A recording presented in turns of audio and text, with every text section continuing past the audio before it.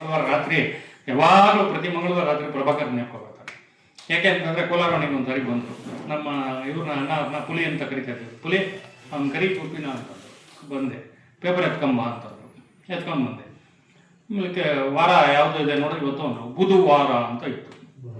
ಕಿವಿ ಹಿಂಡಿದ್ರು. ಬುಧವಾರ ಅಲ್ಲ, ಬುಧವಾರ ಅಲ್ಲ. ಇವತ್ತು ಮಂಗಳವಾರ ರಾತ್ರಿ ಜ್ಞಾಪಕ ಬರುವಾಗ ನೋಡಿದಾಗೆಲ್ಲ ಎಂ ಬಿ ಪ್ರಭಾಕರ್ ಬರ್ತಾರೆ, ಬುಧವಾರ ಇದೆ. ಅದೇ ಥರ ಪ್ರಹ್ಲಾದ್ರಾವ್ ಜ್ಞಾಪಕ ಬರ್ತಾರೆ. ಯಾವಾಗ ಬರ್ತಾರಪ್ಪ ಅಂದರೆ ಯಾರಾದ್ರೂ ಇನ್ವಿಟೇಷನ್ ತಂದ್ಕೊಟ್ಟಕ್ಕೆ ಬರ್ತಾರೆ. ಒಂದ್ಸರಿ ಜೈನ್ ಮಾರ್ಕೆಟಲ್ಲಿ ಅವ್ರದ್ದು ಆಫೀಸ್, ಅಲ್ಲಿ ಹೋದೆ. ಹೋಗಿ ಹಿಂಗೆ ಕೂತ್ಕೊಂಡು ಮಾತಾಡ್ತಾರೆ. ಅಷ್ಟೊತ್ತಿಗೆ ನಾನು ಬೆಂಗಳೂರಿಗೆ ಬಂದಿದ್ದೆ, ಮಾತಾಡ್ತಾ ಇದ್ದೆ.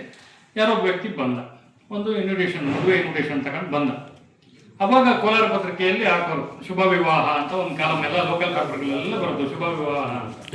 ಅವನ ಉದ್ದೇಶ ರಾಯರನ್ನ ಕರಿಬೇಕು, ರಾಯರ್ ಬಂದ್ಬೇಕು, ಮದುವೆಗೆ ಆಶೀರ್ವಾದ ಮಾಡಬೇಕು, ಲಾಡು ತಿನ್ಬೇಕು ಅಂತಲ್ಲ. ಅವನ ಉದ್ದೇಶ ಏನಂದ್ರೆ ಶುಭ ವಿವಾಹದಲ್ಲಿ ಒಂದು ಸ್ತುತಿ ಬರ್ಬೇಕು ಅಂತ. ಬಂದ್ಬಿಟ್ಟು ಇನ್ವಿಟೇಷನ್ ತಗೊಂಬಂದ, ಕೊಟ್ಬಿಟ್ಟು ಸರ್ ಮದುವೆ ಇದೆ ಬರ್ಬೇಕು ಸರ್ ಅಂತಂದ. ಆಯ್ತು, ರಾಯರಿಗೂ ಅರ್ಥ ಆಯ್ತು ಅದು ಯಾಕೆ ಕರ್ಕ ಹೊರಟ. ಆಮೇಲೆ ಇನ್ವಿಟೇಷನ್ ನೋಡ್ಬಿಟ್ಟು ಬರ್ರಿ ಇಲ್ಲಿ ಅಂತ ಬಂದ. ಹೆಸರು ಬರ್ಕೊಡ್ರಿ ಅಂತ. ಹೆಸರು ಸರ್ ಹೆಸರು ಬರ್ಕೊಡು ಅಂತಾರೆ. ಅವನು ಮರ್ಯಾದೆಗೆ ಕೋಲಾರ ಪತ್ರಿಕೆ ಅಂತಾದ್ರೂ ಬರ್ಕೊಬಿಟ್ಟಿದ್ದೀರಿ ಯಾರು. ನಿಮ್ಮ ಹೆಸರೇನು ಸರ್ ಅಂತಂದು ಇನ್ವಿಟೇಷನ್ ಕೊಟ್ಟು ಕರ್ಕೊಂಡು ಹೋಗು. ನನ್ನ ಹೆಸರು ಗೊತ್ತಿಲ್ಲ ಅಂದ್ರೆ ನನಗೆ ಯಾಕೆ ಕೊಡ. ಇವಾಗಲೂ ಯಾರಾದ್ರು ಇವತ್ತು ಬೆಳಗ್ಗೆ ಕೂಡ ನನ್ನೇ ರಾಘವೇಂದ್ರ ಇನ್ವಿಟೇಷನ್ ಕೊಟ್ಟ. ನಾನು ನೆನ್ನೆ ಅಬ್ಸರ್ವ್ ಮಾಡಲಿಲ್ಲ. ಅದು ಇವತ್ತು ಬೆಳಗ್ಗೆ ರಾಯರ್ ಜ್ಞಾಪಕ ಬಂತು, ಇದು ಫಂಕ್ಷನ್ಗೆ ಹೋಗ್ಬೇಕು ಅಂತಂದ್ರೆ ತಿಂಡಿ ತಿನ್ನೋವಾಗ ನೋಡೋಣಪ್ಪ ರಾಘವೇಂದ್ರ ಏನು ಮಾಡೋಣ ಅಂತ ನೋಡಿದೆ. ಇವತ್ತು ಟೈಪ್ ಮಾಡಿಸಿದ್ದ. ಇವಾಗ ಇತ್ತೀಚೆಗೆ ಬಂದ್ಬಿಟ್ಟಿದೆ, ನಿಮ್ಮ ಹೆಸರು ನಮ್ಮ ಮನದಲ್ಲಿದೆ. ಮೊದಲು ರಾಯರ್ ಕೈಯಲ್ಲಿ ಬೈಸ್ಕೊಂಡವ್ರೆ ಯಾರಾದ್ರೂ ಒಂದು ಸೃಷ್ಟಿ ಮಾಡ್ಬಿಟ್ರು. ನಾನು ಅಂದ್ಕೊಂಡೆ ಏನು ರಾಘವೇಂದ್ರ ಈ ಲೆವೆಲ್ ಬಂದ್ಬಿಟ್ನಲ್ಲಪ್ಪ, ನನ್ನ ಹೆಸರು ಬರ್ದಿದ್ದಾನೆ, ಆದ್ರೂ ಕೂಡ ಎಲ್ಲ ನಿಮ್ಮ ಹೆಸರು ನನ್ನ ಮನದಲ್ಲಿದೆ, ನಮ್ಮ ಮನಸ್ಸಿನಲ್ಲಿದೆ ಅಂತ ಬರ್ಬಿಟ್ಟು ಇಲ್ಲ, ನಿಮ್ಮ ಮತ್ತು ನಿಮ್ಮ ಕುಟುಂಬಕ್ಕೆ ಅಧಿಕ ಸ್ವಾಗತ ಅಂತಲೇ ಏನೋ ಹಾಕಿದ್ದಾನೆ ಅಲ್ಲಿಗೆ. ಅವತ್ತು ಹಂಗೆ ಯಾರೇ ಇನ್ವಿಟೇಷನ್ ಕೊಟ್ಟರು, ಯಾವುದೇ ಇನ್ವಿಟೇಷನ್ ಅವತ್ತಿಂದ ಹಾಕಿ ನಾನು ಯಾರಿಗೆ ಇನ್ವಿಟೇಷನ್ ಕೊಡ್ಬೇಕಾದ್ರು ಅವ್ರ ಹೆಸರು ಕೇಳಲ್ಲ, ಹೆಸರು ಬರ್ದ್ಬಿಟ್ಟು ಕೊಡೋದು ನಾನು ಅಭ್ಯಾಸ. ಯಾಕಂದ್ರೆ ಅವಾಗ ಪ್ರಹ್ಲಾದ ಜ್ಞಾಪಕ ಬರ್ತಾರೆ ನೋಡಿ. ಈ ಥರ ಪ್ರಹ್ಲಾದ್ ಅವರಿಂದ ರಾಯರಿಂದ ನಾನು ಕಲ್ತ್ಕೊಂಡಿದ್ದೇನಪ್ಪ ಅಂದರೆ ಇವತ್ತು ಕಟ್ ಅಂಡ್ ಪೇಸ್ಟ್ ಬಗ್ಗೆ ನಾನು ಭಾಳ ಕಟ್ಟು ಟೀಕಾಕಾರ. Copy and paste, cut and paste ಬಗ್ಗೆ ಯಾಕಪ್ಪ ಅಂದರೆ ಅದು ಪ್ರಹ್ಲಾದ್ ರಾವೇ ಕಾರಣ. ಅದಕ್ಕೆ ಪ್ರಹ್ಲಾದ್ ರಾಯ್ ಹೇಳ್ತಾ ಇರಲಿಲ್ಲ. ಆದರೆ ಅದು ನಮ್ಗೆ ಆ ಥರ ಆಗೋಗ್ಬಿಡ್ತು. ಒಂದ್ಸರಿ ಹಿಂಗೆ ಯಾವುದೋ ಈ ಸಾಹಿತ್ಯದ ಕಾರ್ಯಕ್ರಮಗಳು ಅಂದರೆ ನಮ್ಗೆ ಅರ್ಥ ಆಗಲ್ಲ, ತಲೆ ಬಿಡ ಅರ್ಥ ಆಗದೆ ಇರೋದು. ಅದು ಯಾವುದೋ ಒಂದು ಕಾರ್ಯಕ್ರಮಕ್ಕೆ ಹೋಗಿದ್ವಿ, ನಾನು ಮಲ್ಲೇಶು ಪ್ರಹ್ಲಾದ್ ಎಲ್ಲ ಕೂತಿದ್ವಿ. ಅವರು ಪೇಪರಲ್ಲಿ ಯಾವುದೇ ಫಂಕ್ಷನ್ ಆದರೂ ಕ್ಲೀನಾಗಿ ಬರ್ಕೊಳ್ಳೋರು.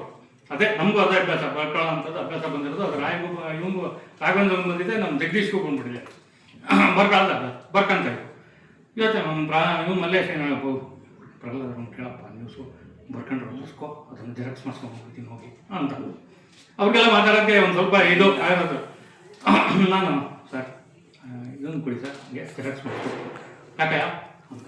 ಅವ್ರು ಅವತ್ತಿಂದ ಫಸ್ಟ್ ಡೇ ಯಾನೇ ಅಂದರೋ ಕೊನೆವರೆಗೂ ಯಾಕಯ್ಯ ಅಂತಾನೆ ಏನೇ ಅಂತಾನೆ ಮಾತಾಡ್ತಾ ಇದ್ರು. ಯಾವತ್ತು ಗೋಪಿ ಅನ್ನೋರು ಅಥವಾ ಯಾಕಯ್ಯ ಸರ್ ಅಲ್ಲ ಅದೇ ಬರ್ಕೊಂಡು ಅದನ್ನು ಟೈಪ್ ಮಾಡ್ಕೊಂಡು ಇದನ್ನ ಜೆರಾಕ್ಸ್ ಮಾಡ್ಕೊಂಡಿದ್ವಿ, ಅದನ್ನೇ ನೀನೇ ಅದು ಬಂದಿರೋ ಫಂಕ್ಷನ್ ಬರ್ಕೊಳಯ್ಯ, ಬರ್ಕೊಂಡು ನ್ಯೂಸ್ ಮಾಡಯ್ಯ. ನಾನು ಬರ್ದಿರೋದನ್ನ ನೀನು ಇದು ಮಾಡ್ಕೋಬೇಕು ಅಂತಂದ್ರೆ ನೀನೇ ಅದು ಬಂದಿರೋದು, ಅದನ್ನೇ ನಾನು ನಿಮ್ಮ ಹುಡುಗರಿಗೆ ಹೇಳೋದು. ಬೈಕೋಬೇಡ್ರೆ ಏನೋ ಗಂಗಾಧರ ಮತ್ತೆ ಇವನು ಇದಲ್ಲ ನಮ್ಮ ಎಲ್ಲಾರು ಕೈವಾರ ಇವರೆಲ್ಲ ನೀವು ನೋಡಿ ಬರೀರಪ್ಪ ಅಂತ ಹೇಳಿದ. ಅವ್ರು ಅವತ್ತು ಹೇಳಿದ್ರು ನೋಡಯ್ಯ, ನಾನು ನನಗೆ ಅವ್ರು ಬೇಕಾದ್ರು ಅವ್ರ ಭಾಷಣ ನಾನು ಬರೀತೀನಿ, ನಿನಗೆ ಇನ್ನೊಬ್ರು ಯಾರೋ ಬೇಕಾಗ್ತಾರೆ, ಅವ್ರ ಭಾಷಣ ಬರೆದ್ರೆ ಜನಕ್ಕೆ ಇದಾಗ್ತಾರೆ, ರೀಚ್ ಆಗುತ್ತೆ. ಮತ್ತೆ ನೀನ್ ನೋಡೋ ಕಾರ್ಯಕ್ರಮ ನಾನು ನೋಡೋದೇ ಒಂಥರ ಇರುತ್ತೆ, ನೀನ್ ನೋಡೋದೇ ಒಂಥರ ಇರುತ್ತೆ. ಅದನ್ನ ನೋಡಿ ಬರ್ಕೊಳ್ಳಯ್ಯ ಅಂತ ಅದನ್ನೇ ಇವತ್ತಿಗೂ ಹೇಳ್ತಾ ಇರೋದು.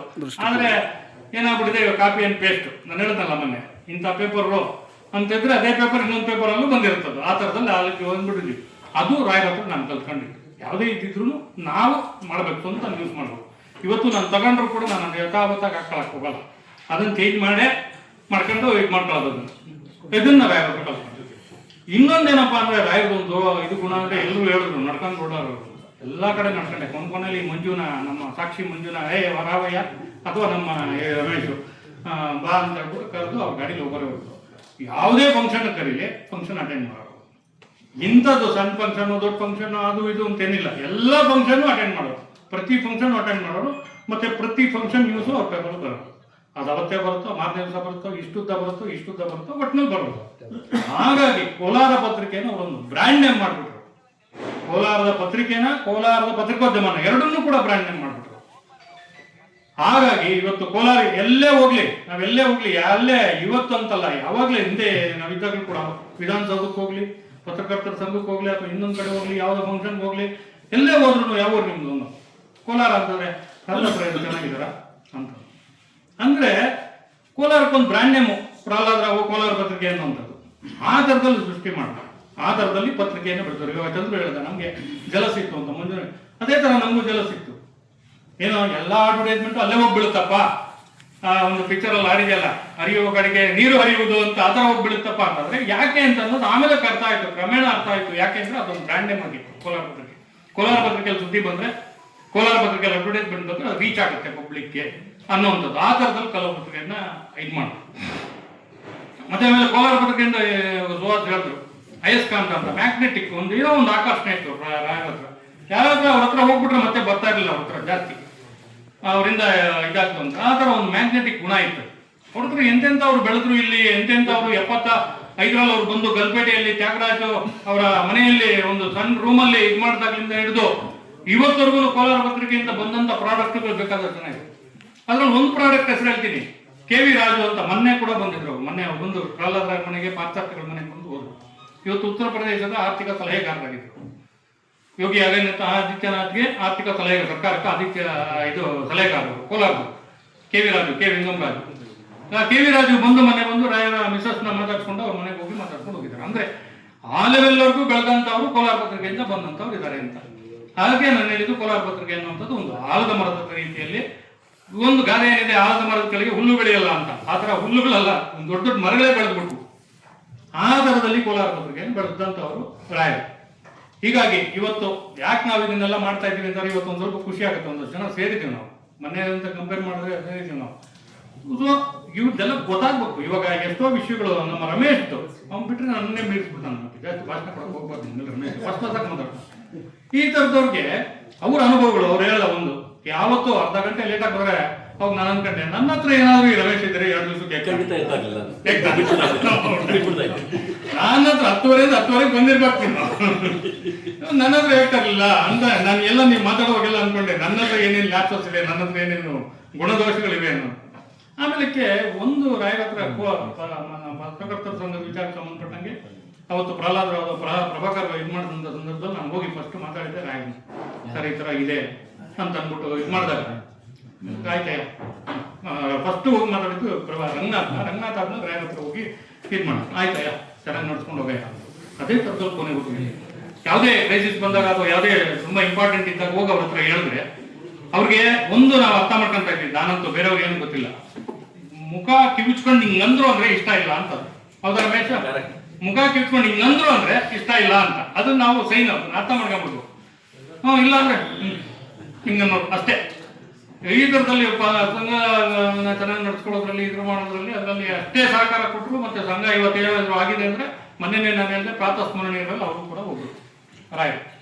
ಇದೇ ಥರದಲ್ಲಿ ಸಂಘವನ್ನ ಬೆಳೆಸ್ಕೊಂಡು ಹೋಗುವಂಥ ಸಂದರ್ಭದಲ್ಲಿ ನಾವೆಲ್ಲ ಕೂಡ ಅವ್ರು ನೆನೆಸ್ಕೋಬೇಕು. ವರ್ಷಕ್ಕೊಂದ್ಸರಿ ನೆನೆಸ್ಕೊಳ್ಳೋದ್ರಿಂದ ಅವರು ನಡೆದಂಥ ದಾರಿಯಲ್ಲಿ ನಾವು ಒಂದು ಹೆಜ್ಜೆ ಇಟ್ಟರೆ ಅದು ಈ ಪತ್ರಿಕೋದ್ಯಮಕ್ಕೆ ಸಾರ್ಥಕತೆ ಆಗ್ತದೆ. ನಾವು ಬಂದಿದ್ದಕ್ಕೂ ಸಾರ್ಥಕತೆ ಆಗ್ತದೆ.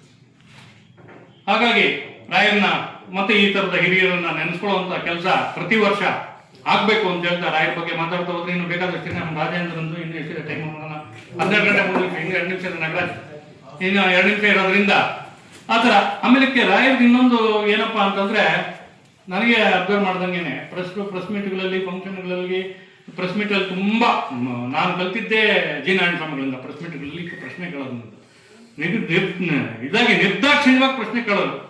ಮತ್ತೆ ಅದೇ ಥರದಲ್ಲಿ ನಾನು ಹೇಳಿದ್ನಲ್ಲ, ನಾನು ಸೌಮ್ಯವಾಗಿ ಬರಿಬೇಕು ಅಂದ್ರೆ ರಾಯರ್ ಬರಿಬೇಕು, ತೀಕ್ಷ್ಣವಾಗಿ ಬರಿಬೇಕು ಅಂದ್ರೆ ನರಸಿಂಹಮೂರ್ತಿ ಬರಿಬೇಕು, ವ್ಯಂಗ್ಯವಾಗಿ ಬರಿಬೇಕು ಅಂದ್ರೆ ಪ್ರಹ್ಲಾದ್ ರಾವ್ ಬರಿಬೇಕು, ಪ್ರಭಾಕರ್ ಬರಿಬೇಕು ಅಂತ ಆ ಥರದಲ್ಲಿ ಇದ್ದಂತಂದು ಪ್ರಹ್ಲಾದ್ ರಾವ್ ಕೂಡ ಎಲ್ಲ ಇವತ್ತು ನಮ್ಗೇನಾದ್ರು ಪ್ರಶ್ನೆ ಕೇಳಬೇಕು ಅಂದ್ರೆ ಭಯ ಆಗ್ತದೆ. ಯಾಕಪ್ಪ ಅಂತಾರೆ ಮೊನ್ನೆ ಯಾವುದೋ ಒಂದು ನೋಡಿದೆ, ಇವಾಗ ಎಲ್ಲಿವರೆಗೂ ಬಂದ್ಬಿಟ್ಟಿದ್ದೀವಿ ಅಂದ್ರೆ ಲೀಡರ್ಗಳು ಆ ಅಧಿಕಾರಿಗಳನ್ನ ಹೊಗಳ್ಕೊಂಡು ಅವರು ತಪ್ಪು ಮಾಡಿದ್ದಾರೆ ಅಂತಂದ್ರು ಮಾಡಿಲ್ಲ ಅಂತ ಸೋಷಿಯಲ್ ಮೀಡಿಯಾದಲ್ಲಿ ಬಿಡುವಂಥದ್ದು. ಇವಾಗ ನಮ್ಮ ಪರ್ಸನಲ್ಲೂ ಕೂಡ ಅದು ಕೆಲವರಲ್ಲಿ ಬರ್ತಾ ಇದೆ. ಏನಾದ್ರು ನಾವು ಕೇಳಿದ್ರೆ ಅದು ಕೌಂಟರ್ ಆಗಿ ಇನ್ನೊಬ್ರು ಯಾರು ಮಾತಾಡೋಂಥದ್ದು ಇದು ಮಾಡೋದು. ಆದ್ರೆ ಅವ್ರು ಯಾರು ಕೂಡ ಇಲ್ಲ. ಅದು ತಪ್ಪು ಮಾತಾಡಿದ್ರು ಕೂಡ, ತಪ್ಪು ಕೇಳಿದ್ರು ಕೂಡ ಅದನ್ನ ಎಲ್ಲರೂ ಸಮರ್ಥನೆ ಮಾಡ್ತಾರೆ. ಎಷ್ಟು ಸಮರ್ಥನೆ ಮಾಡ್ಕೊಂಡು ಎಷ್ಟೇ ಜಗಳ ಆದರೂ ಕೂಡ ಮರದ ದಿವಸ ಕೋಲಾರ ಪತ್ರಿಕೆ ಸುದ್ದಿ ಇರೋದು. ನಾನು ಏನಪ್ಪ ಇವ್ರನ್ನ ಅರ್ಥನೇ ಮಾಡ್ಕೊಳಕ್ಕಲ್ಲ, ಪ್ರಹ್ಲಾದ್ ಎಷ್ಟೆಲ್ಲ ಜಗಳ ಆಡಿದ್ರು ಅಂದರೆ ನಾನು ಸಂಬಳ ಅದೆಲ್ಲ ಬಿಟ್ಟ ಮೇಲೆ ಅವರೇ ಇದ್ದಿದ್ದು ಸೀನಿಯರ್ ಸಿಗ್ಲಾರ್ದು. ಇವತ್ತು ನೋಡಿದ್ರೆ ನ್ಯೂಸ್ ಕರೆಕ್ಟಾಗಿ ಬಂದಿರೋದು ನ್ಯೂಸ್, ಅದಕ್ಕೆ ಎಷ್ಟು ಮಾನ್ಯತೆ ಕೊಡ್ಬೇಕು ಅಷ್ಟು ನ್ಯೂಸ್ ಮಾಡಿರುತ್ತೆ. ಅದನ್ನು ನೋಡಿ ನಾವು ಕಲ್ತ್ಕೋಬೇಕಾಗ್ತದೆ. ಇವತ್ತು ನಮಗೆ ಬೇಕಾದವನು ಅಂತಂದರೆ ನಾವು ಬೇಕಾದಷ್ಟು ನ್ಯೂಸ್ ಮಾಡ್ತೀವಿ, ಬೇಡ ಅಂದರೆ ಅವ್ನು ನ್ಯೂಸೇ ಬಿಟ್ಬಿಡ್ತೀವಿ. ಆ ಥರ ಆಗಬಾರ್ದು. ಯಾವುದೇ ನ್ಯೂಸ್ಗಳಿದ್ರೂ ಮಾಡಬೇಕು ಅನ್ನುವಂಥದ್ದು. ಮತ್ತು ಕೋಲಾರ ಜಿಲ್ಲೆಗೆ ಕೋಲಾರ ಪತ್ರಿಕೆಯಿಂದ ಅವ್ರ ಕಡೆಯಿಂದ ಸಿಕ್ಕಿದಂಥ ಕೊಡುಗೆಗಳು ಬೇಕಾದಷ್ಟಿದೆ. ಸೇವಾದಳದಲ್ಲಿ, ಭಾರತ ಸೇವಾದಳದಲ್ಲಿ ಕೆಲಸ ಮಾಡಿದ್ದಾರೆ, ಸ್ಕೌಟ್ ಅಂಡ್ ಗೈಡ್ಸ್ ಅಲ್ಲಿ ಕೆಲಸ ಮಾಡಿದ್ದಾರೆ, ಕನ್ನಡ ಸಾಹಿತ್ಯ ಪರಿಷತ್ ಅಧ್ಯಕ್ಷ ಕೆಲಸ ಮಾಡಿದ್ದಾರೆ, ಗಡಿನಾಡ ಇದರಲ್ಲಿ ಕೆಲಸ ಮಾಡಿದ್ದಾರೆ. ಈ ಥರದಲ್ಲಿ ಬೇರೆ ಬೇರೆ ಮೇಲಕ್ಕೆ DVG ಪ್ರತಿಷ್ಠಾನವನ್ನು ಇದು ಮಾಡಿ DVG ಇದನ್ನ ಇದು ಮಾಡೋಂಥದ್ದು ಎಲ್ಲದರಲ್ಲೂ ಆಡುಮಟ್ಟದ ಸೊಪ್ಪಿಲ್ಲ ಅನ್ನೋ ಥರದಲ್ಲಿ ಪ್ರಹ್ಲಾದ ರಾಯರು ಕೈ ಹಾಕ್ತಾ ಇರುವಂಥ ಇಶ್ಯೂ ಇಲ್ಲ ಅನ್ನುವಂಥ ರೀತಿಯಲ್ಲಿ ಕೆಲಸ ಮಾಡಿದಂಥದ್ದು. ಹಾಗಾಗಿ ಅವರು ನಡ್ಕೊಂಬಂದಂಥ ದಾರಿ, ವೈಯಕ್ತಿಕವಾಗಿ ಅವರು ನಡ್ಕೊಳ್ತಾ ಇದ್ದಂಥ ರೀತಿ ಮತ್ತು ಪತ್ರಿಕೋದ್ಯಮವಾಗಿ ನಡ್ಕೊಳ್ತಾ ಇದ್ದಂಥದ್ದು ಮತ್ತು ಸಾಮಾಜಿಕವಾಗಿ ಅವ್ರು ನಡ್ಕೊಳ್ತಾ ಇದ್ದಂಥ ದಾರಿ ಎಲ್ಲ ಕೂಡ ನಮಗೆ ಮಾರ್ಗದರ್ಶಿ ಆಗಿದೆ ಅಂತ ಹೇಳ್ತಾ, ಇವತ್ತು ನಾನು ಟಾಸ್ಕಲ್ಲಿ ಗಿಲ್ಲಿ ನಟನ ರೀತಿಯಲ್ಲಿ ನಾನು ಇವತ್ತು ನಂಬರ್ 1 ಆಗಿದ್ದೀನಿ. 12 ಗಂಟೆ 5 ನಿಮಿಷ ನಾನು ಭಾಷಣವನ್ನು ಮುಗಿಸಿ ಇವತ್ತು ನೀವೆಲ್ಲ ಬಂದಿರೋದಕ್ಕೋಸ್ಕರ ಈ ಥರ ನಾವು ಎಲ್ಲ ಹಿರಿಯರನ್ನು ಸ್ಮರಿಸುವಂಥ ಕೆಲಸದಲ್ಲ ನಾವು ಮಾಡಿದ್ರೆ ನಮಗೊಂದು ಸ್ವಲ್ಪ ಒಳ್ಳೆಯದಾಗ್ತದೆ ಅಂತ ಮಾತನ್ನು ಹೇಳ್ತಾ ಈ ಸಂದರ್ಭದಲ್ಲಿ ಎಲ್ರಿಗೂ ವಂದಿಸಿ 12 ಮಾತು ಮುಗಿಸ್ತೀನಿ. ಎಲ್ರಿಗೂ ನಮಸ್ಕಾರ.